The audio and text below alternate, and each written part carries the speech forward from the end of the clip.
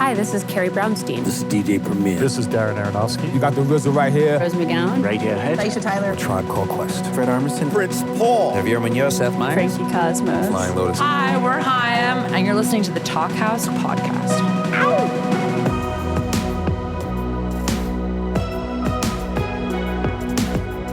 Hello and welcome to the Talkhouse Podcast. I'm Josh Modell. On this week's episode, we've got a pair of singer-songwriters who don't sound much alike, but who've traveled similar paths and have similar outlooks on life, and who happen to do a duet earlier this year. Frank Turner and KT Tunstall. Turner is a sort of folk punk troubadour who's built an incredible catalog and following over the past couple of decades from his home base in England. Like his hero Tim Barry of Avail or even Billy Bragg before him, Turner infuses truly catchy songs with a punk spirit, and he's made a career buoyed by the fact that he never stops moving. He's always on tour, including a recent 50 States in 50 Days run, and always making new music. Not even the pandemic could stop him, though obviously it slowed down the live performance aspect a bit. But during lockdown, Turner recorded his 9th album, a sort of back-to-basics affair called FTHC, which stands for Frank Turner Hardcore. Here's a little bit of A Wave Across a Bay from that album, which was written as a tribute to Turner's late friend, Scott Hutchison of Frightened Rabbit. I spoke with Scott last night. I was tired, but I wasn't sleeping. And despite what you think, I wasn't drinking. I was just finally ready to listen. And he was there alright. And though he'd probably kill me just for saying this, given how the both of us are atheists, there it is. Also on that album is a song called Little Life, which Turner decided after recording and releasing it that he'd actually like someone else to sing on it as well. Scottish singer-songwriter KT Tunstall perhaps wasn't the most obvious choice, but then again, neither of these folks ever seems to make the obvious choice, and that's definitely to their credit. Tunstall's career, which stretches back to indie bands in the early 2000s, definitely started with a more mainstream-leaning trajectory, with Brit Awards and a Grammy nomination even. But like Turner, Tunstall has a restless spirit, and some big life events not too long ago led her to sell everything she owned, move to Los Angeles, and dive into the world of musicals, where she has also, unsurprisingly, found success. Just last month, she released the final chapter in a trilogy of albums that were meant to convey the themes of soul, body, and mind. This last one is called Nut, that'd be your mind, and it's great. Check out a little bit of Private Eyes from that album right here. Heads too close to the ceiling of a basement bar. You're too far in, get yourself out. Who can you trust when you lust after desire itself? You must get yourself out.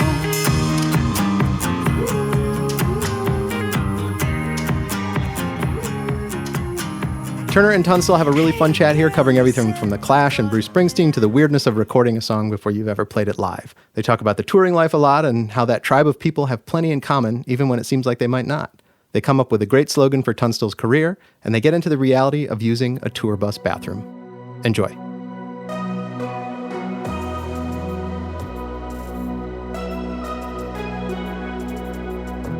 I am at home, in Topanga Canyon.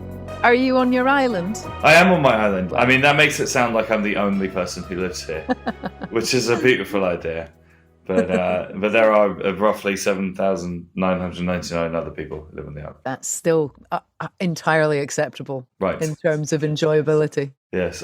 You know what? I've got a shirt that I bought in Topanga Canyon. It's a silk Hawaiian shirt. That sounds like extremely like Rick Rubin. I don't think I'd ever worn a silk item of clothing before, like actually silk. It's definitely like a decision for a guy. I just put it on. I was like, who are these angels caressing my skin?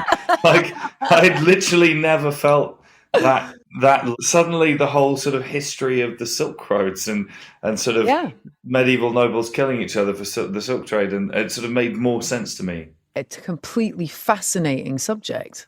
It is, and that's why we're here today, is to discuss. And like worms make it. They do, and there was a long history. There was a long history of people from Europe attempting to steal silkworms from China, which they eventually did successfully, but there were hundreds of years, because they're quite delicate creatures, and pre-air travel and all the rest, it's quite a long way from China to the west. Imagine being a worm smuggler. Well, there was once such a thing, although they were not very good at it for some time. Anyway, that's what comes to mind when I think of Topanga Canyon. How are you? I'm doing great. I'm in a very bizarre situation of knowing that I'm not a particularly good multitasker, and now like multitasking on the most intense level that I ever have. It's bananas. In what sort of way? During lockdown, I started writing musical theatre. Oh, wow. Okay. And it was a surprise to me as well, because I was never like a massive musical fan. I liked musical movies. So I loved Bugsy Malone and Oliver, and have since like totally fallen in love with Cabaret, the movie of Liza Minnelli's Cabaret. Which I funnily enough, I watched for the first time about 2 weeks ago. And then in about 6 years ago, I went to see Book of Mormon, and it's the South Park guys, and it just like blew my socks off. It was so irreverent and so shocking and so funny and such good songwriting. I was like, okay, I could definitely get down with this. I was getting to a period in my life where I needed to learn something new. I was getting a bit bored and a bit frustrated. And so, you know, put the cosmic bat sign out that I wanted to do a musical. And sure enough, not long after that, a call came in. Would I like to write the music for the adaptation of the film Saving Grace, which was Brenda Blethyn and Craig Ferguson? Okay, yeah. And it was about this middle-aged sort of housewife who's a trophy wife, and she's a great kind of botanist. She grows flowers in her garden, in her greenhouse, and her husband dies. Turns out he screwed her over for money, and she just becomes a massive weed dealer. Right, lovely. In this lovely, pretty little Cornish village, she becomes the head of a marijuana cartel. Coming to London in about 2 weeks' time, and we've got the first stage performances of that musical. I've never written musical theatre myself, but like, I mean, there is that thing of like, let's say pre-directed writing. Do you know what I mean? Yeah. Like, yeah. Because I did a history album a couple of years ago. Wow. And it was like, each song was about a real historical figure. And that's amazing. What's that record called? It's called No Man's Land. Oh, I remember the title. I didn't realize that that's what that album was. Yeah. And the thing about it is, it's like, you know, I don't know how familiar with the back catalogue of Iron Maiden you are, but they famously... I know more about In Flying Planes probably than I do about albums. Right, I am die hard on my Maiden thing. Oh, that's amazing. In the 80s, they've always had a sort of history song at the end of each album, which were, and I say this as a huge Maiden fan, generally quite bad, in the sense that it was just a list of stuff that happened. The one that always made me laugh is the song Alexander the Great features the lyric, in 333 BC, he defeated King Darius again. That's definitely Wikipedia page songwriting. So when you're writing a song about a real historical figure, obviously, first of all, you have to find your emotional hook, your image, or whatever it is you're doing. But there were moments where it was like, right, I have to get to her second marriage by the end of verse 2. You have to end up at point B. You can't just do your nice pop song trick of writing a hook and repeating it. There's a certain amount of information to convey. It was really funny, actually, that you say that, because one of the songs at the beginning of the show is sort of talking about why Portzeath, this little Cornish village, is so kind of has such chutzpah and such spirit. And the song is about the fact that the Vikings, the Romans, the Spanish, the French, and now the Londoner second homers have all invaded, tried to take over this little village. So I was set with exactly the same predicament. I was like, so what rhymes with Julius Caesar? You know, it's a funny thing. For years, I never used rhyming dictionaries. And then, like, on that No Man's Land record, there were some moments where it was like, I need help with this. So I'd never used one for writing my own songs. I would have been screwed doing musical work without a rhyming dictionary. It's just every single thing, internal rhymes as well as end of the line rhymes. And, you know, it's proper like Roald Dahl, Dr. Seuss stuff. How long did it take to write the musical? Well, I signed on to the project like 6 years ago, and then it stalled because we got a new writer and then we got a new director. The writing process has taken three or 4 years. And the hard part of musicals is you can write the best song in the world, and if it doesn't do the job in the story, it just goes in the bin.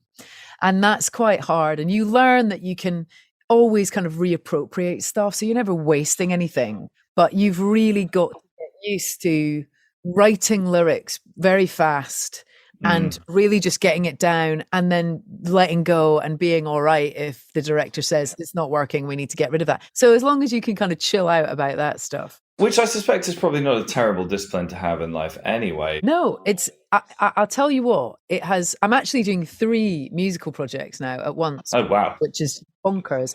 But it's made me so much better at organizing my work. And I was just completely haphazard before. And now I'm just like, everything goes into a box, and it's definitely useful. I found that one of the things I realized after COVID and all of that, let's not spend ages talking about that. Yeah. But like the whole, I sort of made a record during all the lockdowns. And then there's always a delay between finishing a record and it getting released. You and I know as well. Course. And in the past, I found that I've been really stressed about it, and I've regarded it as like a thing that could be chipped away at through kind of brute agitation. Do you know what I mean? And just sending loads of angry emails. Come on. And like I found this time around, I was so zen about it. It was just like, I finished it. I know it's good. Oh, I'm so happy to hear that. I felt exactly the same way. I made mine in lockdown as well, remotely. I did all the demos, sent them over to Martin Treffa in London, and then had like 2 weeks of singing on the record, to the point where some of these songs I'd never, ever played them. Yeah.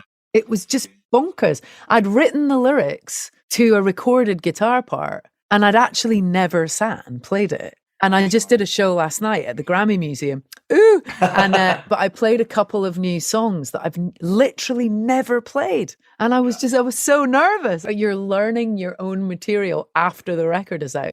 I was trying to make a kind of aggressive punk rock record for the most part. There were some bits where when we were, because I wrote them and like I sort of demoed everything at home and sort of playing everything myself pretty much and programming drums and all this. And then we put it together in the studio.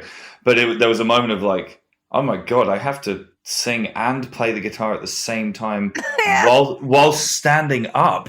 And like there's definitely a couple of songs that have no breathing space in them. I know. And not just standing up, but also, possibly kind of shaking a leg. You know what I mean? So what number of record is this one that you've just done? That's number 9. Oh, good for you. Have you found as you've gone on that you care more or less about how you're going to play it live?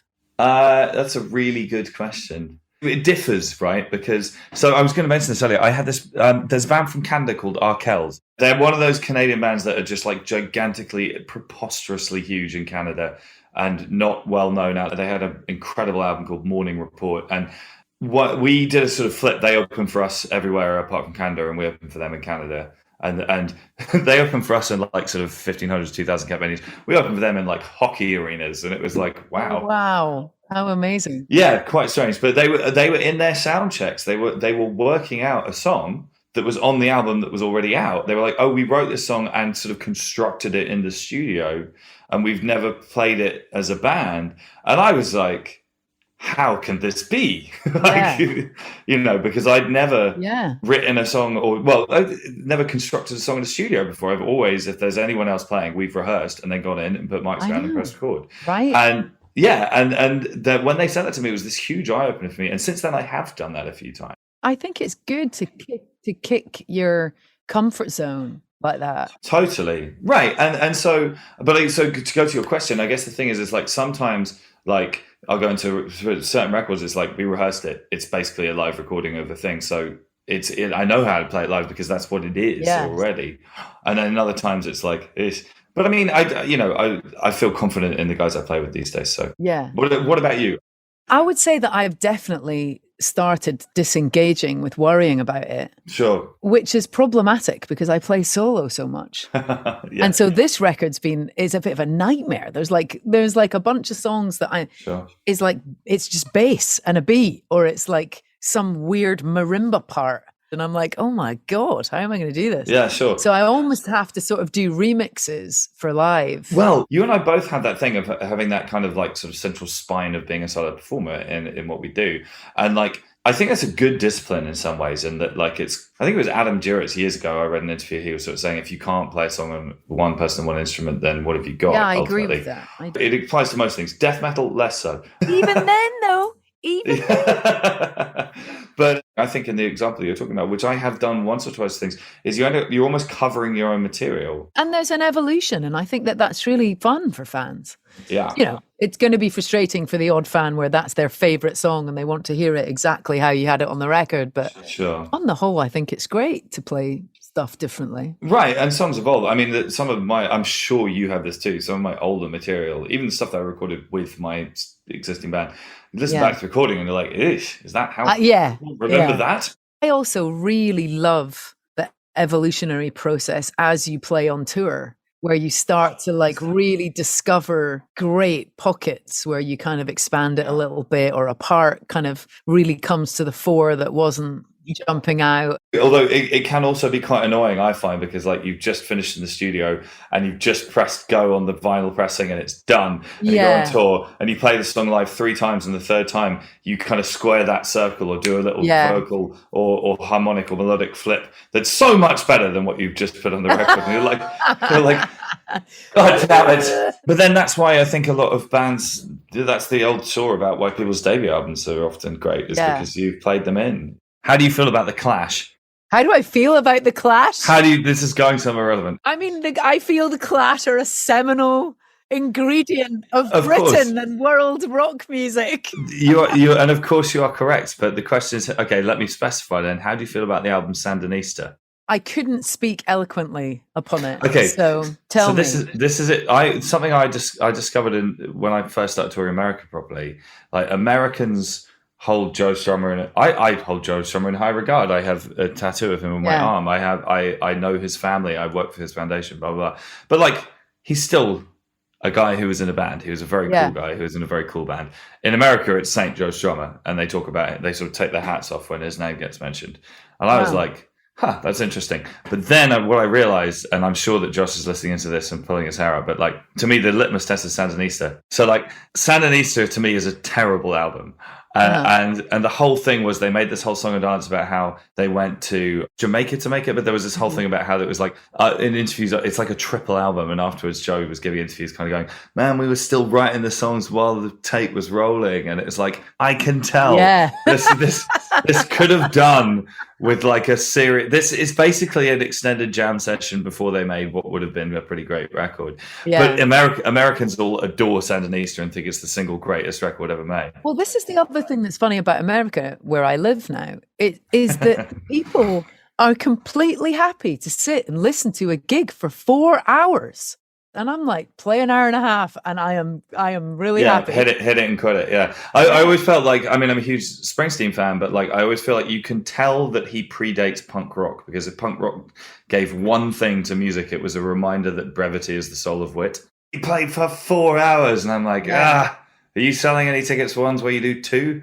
Like, do you know what I mean? Like, I remember when he played Glastonbury, like, I watched a bit, and then I went off and saw like 3 other bands, and then just came back and watched a bit more. The one time I saw him play a 4-hour show, and he opened with, it was kind of incredible. He opened with Incident on 52nd Street solo at the piano. That was great.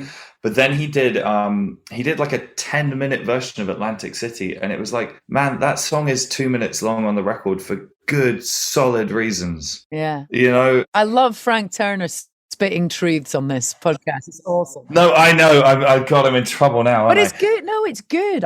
It's so refreshing to have honest conversation about music rather than shelling around stuff. It's, how on earth would great artists make great work if they don't try stuff, and they're not always going to get it right? Oh, absolutely. And like, ultimately, I mean, I don't know what your feelings on Springsteen are, but I think he's the greatest songwriter of the 20th century without contest. Springsteen's always been really interesting to me, because I mean, Nebraska is going to be my closest to my taste, and I remember always being a little bit alarmed by how many kind of vehicular metaphors there were in his songs. But the thing that's always really kind of I've found mysterious about Springsteen is I've always found it quite difficult to like latch on to his verses. Like, I'm sort of feel like I'm following him down a corridor in the dark, and I sort of don't. It's not obvious or predictable a lot of the time. Sure. Yeah. And then he'll like smash you in the face with this chorus. But exactly, he buys the rights to a complicated verse with a. Yeah, but I really kind of I feel kind of a little confused by his stuff a lot of the time. But I did a cover of Mr. State Trooper, and it was actually this really cool movie called Rust and Bone, which is about a fighter, and it's Marion Cotillard, and a really great like electronic artist did a remix of it. And I then ended up playing the remix at shows with my band because it was so cool. And then I did an acoustic version. It feels rather sacred playing his material, you know? Yeah, absolutely.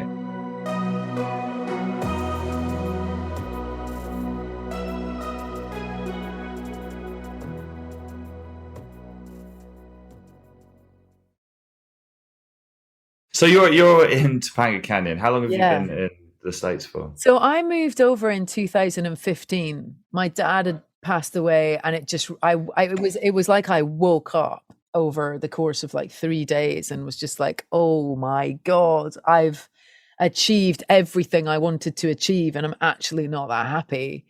And, you know, losing a parent is a major mortality wake-up call. Sure. And it was a real gift, actually. It just it made me, I realized I'd married the wrong person. I'd just got everything wrong. And I was like, my Wikipedia page was like, Scottish girl does well. It's like, God, that's so dull. But come on, please tell me you either have or are planning on using that for at least a t-shirt slogan, if not an album, song title, if not an album title. That's an album title. Come on. Can that just be like every album review ever? It's your memoir, Scottish Girl Does Well. Amazing. And so at that point, I got divorced, sold everything I owned, and moved to America. Wow. I was just like, I really properly need to rip it up and start again. And it was the best thing I ever did. And I thought I wasn't going to make albums for 10 years. I was really done. I was kind of over the monotony of making a record, having the label tell you who the coolest producer and mixer was, using the same people as so-and-so and so-and-so, going through all the promotion and marketing. And of course, these things are exciting. I just wasn't finding it exciting because I wasn't in a good place. And so I ended up managing to get onto the Sundance Film Composers Lab. And I went to Northern America, California, and to George Lucas's Skywalker Ranch. It was unbelievable. Have you seen that movie, Everything, Everywhere, All at Once? No, it's on my list. It's a great film. It's by a friend of mine called Dan Kwan. He's half of the Daniels who made that film. But he was making a film at that time called Swiss Army Man, which is one of the most bonkers films you'll ever see. And he was on the director's lab working on that film. So I actually ended up getting paired with him to do some of the early soundtrack. And they used another musician for the soundtrack, but it was a great experience. And so I was just, I went straight into trying other things. And then I was sort of, going through some personal shit, like clearly. Yeah. And I'd done Invisible Empire Crescent Moon, which was a very kind of melancholic, moody record, unlike anything else I'd done. And then I was living in California, and I just started writing these like Tom Petty-esque air punch, like pop anthems. Yeah. And I was like, this is actually really fun. And the world had become a bit dark, the Trump stuff had started. There was a lot of kind of very divisive feeling between people. And I was just, if I'd written another melancholic folk record, I probably wouldn't have put it out. But I just felt like this record is actually going to be a positive thing in the world. It feels good. It's about coming through your challenges better for them. Yeah, amazing. And that was the beginning of the trilogy. I was like, okay, well, this is the soul part. And the trilogy came about because I was just so bored of that roller coaster of putting a record out. It's gone in a flash. You've put so much into it. And then you're suddenly right back down at the bottom, and you've got to work yourself all the way back up for the next record. And it's 6 months later, and it's a comeback. Yeah. And you're like, what? I've literally gone to the toilet. I know what you mean. To change horses just ever so slightly. I don't know if you have ever had this. It's a thing that I struggle with sometimes, is like, should I go away for a bit? Because like to some extent, like my success, such as it is in music, has been a fruit of kind of like just relentless persistence. Yes, that's exactly the same as me. We're very similar in that way. Yeah, and just touring and touring and touring and refusing to go away. Constant. Yeah, and it's almost like you feel like you're like pulling a motor or whatever, and it's like, has it fired? If I let go, will it still go? Also, being a solo artist, there's challenges that we share where people might not know that if we don't tour all the time, we lose our band and crew because they've got to get work elsewhere, and you can't afford to keep them on retainer all the time. So totally, the first 15 years of my touring was just like, if I stop, I lose everybody. I would say I'm in the same shoes. Like the angle I would put it at these days to me, because like some of the guys in my band I've been with since 2006, Wow. So, and in fact, we have a new drummer as of 2 years ago, but other than that, everyone's been around since 2006. And some of my crew have been around since 2008 and longer.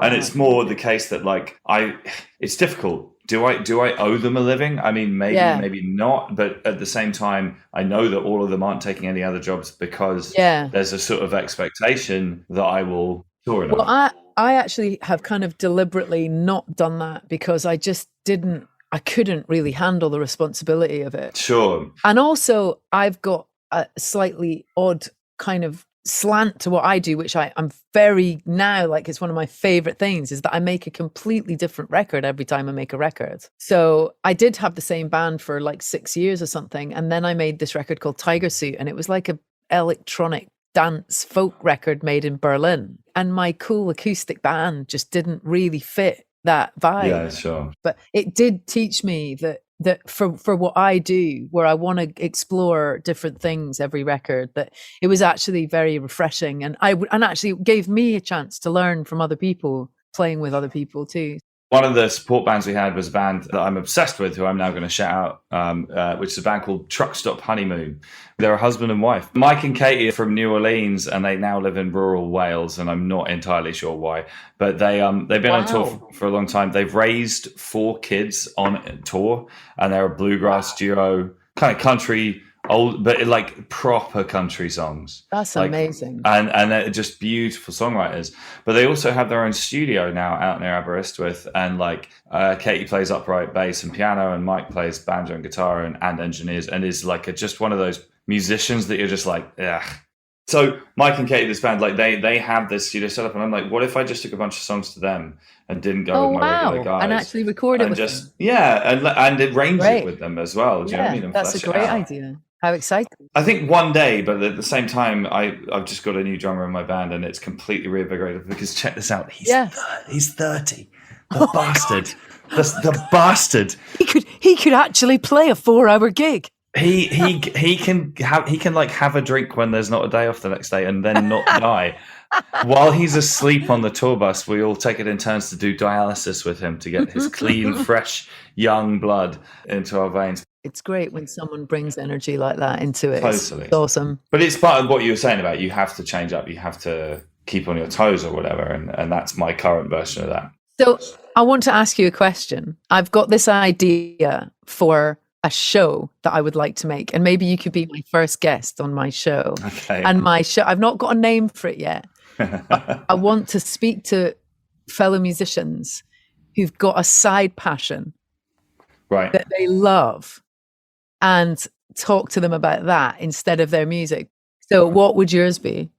Well, I don't know whether this qualifies for your thing, but I am part of the reason I made a history album is because I'm so boringly obsessed with history. It was a little bit like, at least this is an opportunity for me to stop boring my wife to death for like a little while and direct this in a way that's sort of outward facing and isn't just, because there's a fair degree of kind of like typical male kind of bravado nerdery going on, and like, well, I know absolutely everything. In the knowing of it. Yeah, right, exactly. But like, I particularly like the history of Central and Eastern Europe is a thing that I studied at university, and it's a thing that I've kept up with. Basically, I mean, Germany to Russia and everywhere in between, but like particularly, I did a university dissertation on like Bulgarian foreign policy and stuff like this, and like wow, and in the 1930s, not much happened, but I got a distinction. It was a lazy choice for your dissertation. Check this out. I got a distinction in my dissertation at university because I found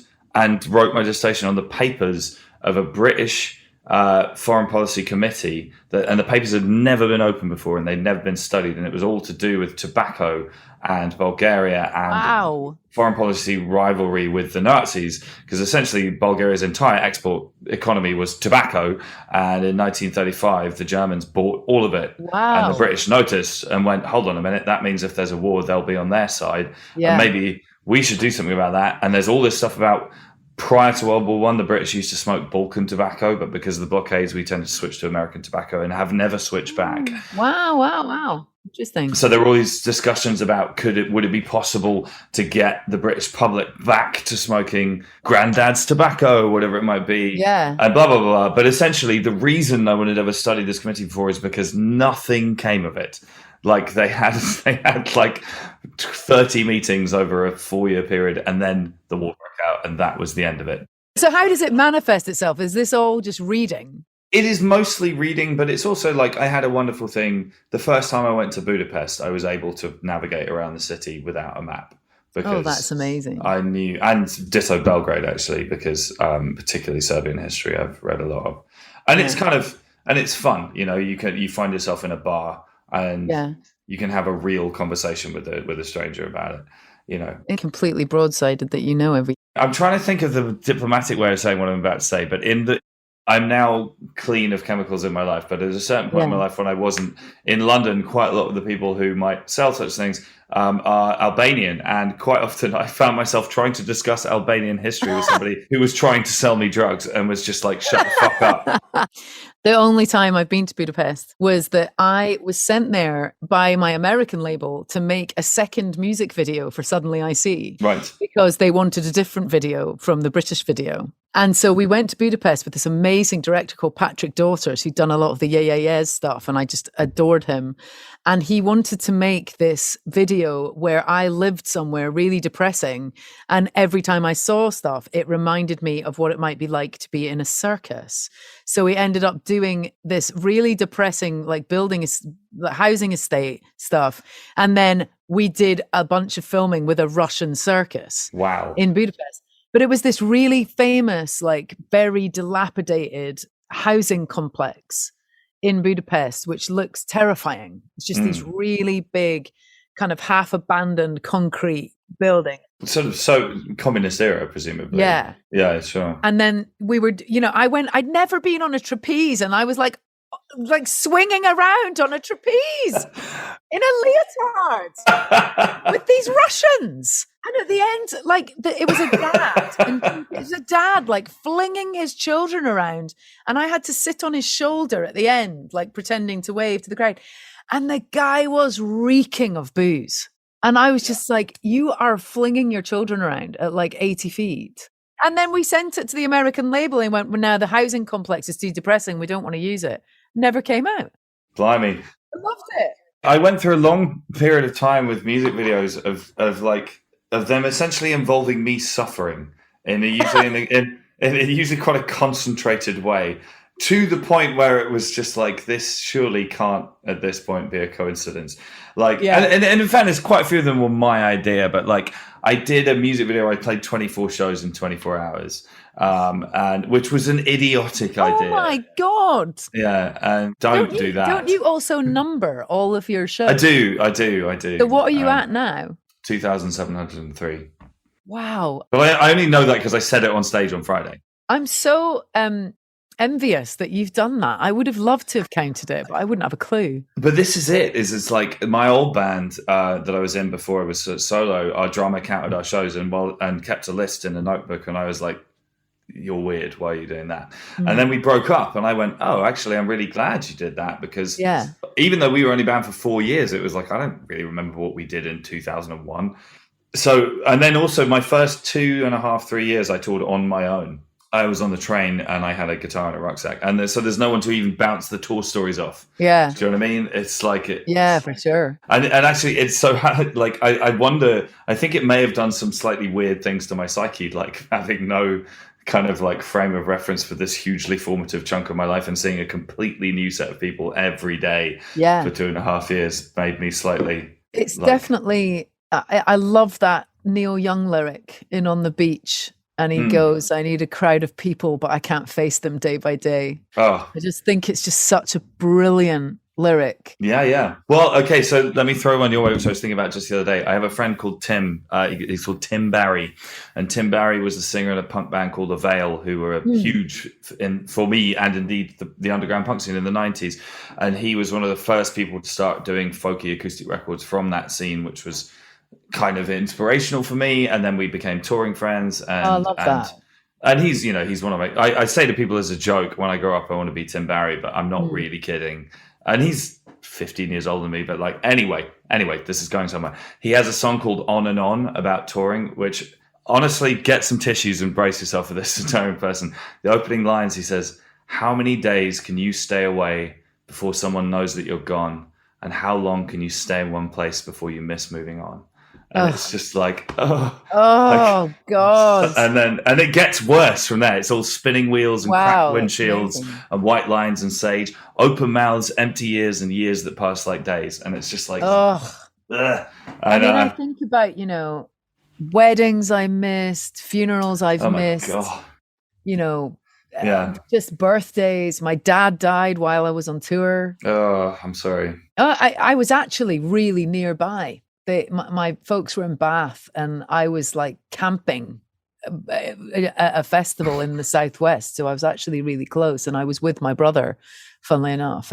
But I just think that all people who work in the music industry who aren't musicians should have to go on tour for a week. Oh my God, yes, please. I mean, the amount of times I want to buy someone a fucking map. Do you know what I mean? And it's just like, you have no idea. First of all, you can't shit on the bus. So have a think about that. When are you going to have a shit? Yeah. You're going to have to plan it, mate. You're going to have to think about it. Yeah, absolutely. And if you need the bus to stop, everybody knows you're going for a shit.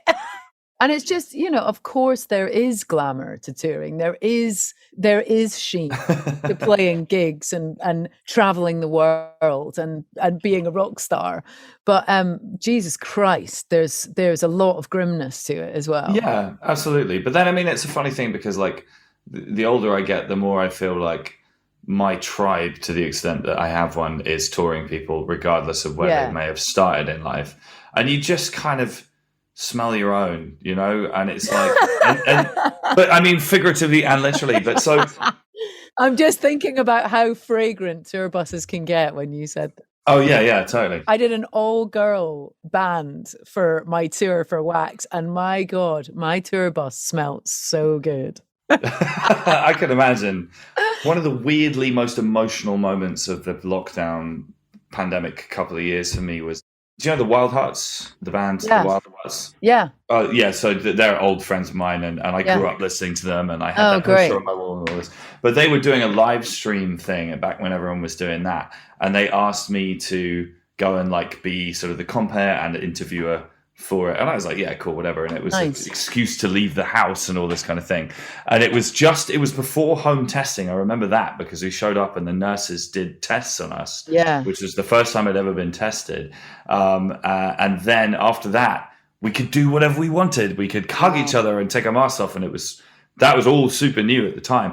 But the thing was, I got through the testing bit, and I know the Wild Hearts guys really well, but I know their crew as well, and they're proper like Rock City Road Dog types. Yeah, you know what I mean? And I saw them, and I nearly burst into tears because it was like part of me had thought that people like you, I'd almost made you up. Do you know what I mean? It was like, but you're still alive and you're still there. It's a whole kind of parallel reality. It's a community. It's a community that doesn't exist in a specific static place. But the thing that's so lovely about it is there's just a very collective understanding within that of how life is, and you know how you are with each other, and you know, it's as long as it's good folks across the board, it's incredibly supportive. And well, and like catering at the right kind of festival can be a wonderful thing because you're surrounded by your people, and you know all these different people, and it's like even the people you don't know, it's like that guy's got a landed in the radio. Like when you get asked that question, what advice would you give to a new musician? It's like, respect your caterers. They are working way harder than you are. Yeah, absolutely. Is our advice even relevant now to music now? You know that I'm gonna thump the table like an old man. Hold on, have I got a walking stick around here? Yes. I mean, I'm not talking about writing songs and playing. No, I know what you're talking. I'm talking about what advice would we give them to like get themselves out there. Well, but this is it. So I had this huge moment in my life when I like everybody, I think, or maybe not everybody, but like I sort of had this idea of popular music beginning in 1956 with Elvis, and then there was also the blues, and there's also this thing called country, and I don't really know what that is, and so on and so forth. And then I got super into the history of music hall and vaudeville and the circus and all this kind of thing. And it's like I read P.T. Barnum's tour diaries from the 1860s, which has his tour diary from touring like the American Midwest in the 1860s. And you wouldn't fucking believe how real it is. He's like, catering sucks in Ohio or whatever. And you're just like, it was the same then. You know? That's hilarious. It hasn't changed in 160 years or whatever. But, you know, there is this, like music hall. I'm obsessed with music hall, you know. It's this entire century of performers who've been forgotten because they predate recording technology, you know, but they were the biggest stars of their day, and it's the reason that Chaz and Dave are arguably my favorite band of all time, is that they were the living link to music hall. I'm not kidding. Look, I've got my Chaz and Dave tattoo right there. It's got a rabbit. But yeah, and it's, you know, but my point in saying all this being that like the business of traveling around and entertaining a crowd at the end of their working week is a thing that goes way back. Way back. It's an old art and it's been going for a long time, and it's not going anywhere. I love that you and I have the honor of being part of that lineage. Yeah, it's completely ephemeral. Fuck live records. It was there. It was in that room that night. If you weren't there, then whatever. Yeah. But it's also like it's simultaneously the biggest and the smallest thing in the world. Yeah. You know, like you are creating a world on a stage in front of a bunch of people who you don't know, who've paid their hard-earned money. But at the same time, you're telling a bunch of shitty gags or whatever. No, but the thing that always amazes me about that energy transaction of being in a room is I have been to shows that have transformed me to the point where I've walked out of that show thinking something was possible that I didn't think was within myself. I can do more than I thought I could do. I can be more than I thought I could be. This thing is going to be okay. This thing that I thought was going to be really shit is going to be okay. What I think I'm going to do this, something I've always wanted to do and I've not done it. Yeah. It's like it's just this amazing alchemy that can, if you go to a great show, it can just open your heart up in a really safe environment to dream. Absolutely. Completely. I remember reading about Radiohead talking about maybe not touring anymore for environmental reasons.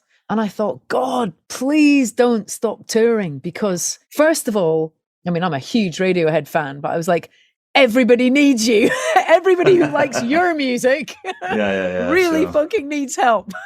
And so, but these, you know, they're religious experiences. They're spiritual gatherings when it's a band like that and it's that size. And you know, Radiohead, I think, are just such a unique band in that they do absolutely what the fuck they want.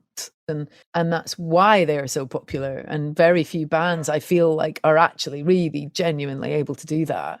I was just so glad that they didn't stop touring, because I thought it's worth the footprint of carbon that you leave to give people that energy to feel that they can be a force for good in the world.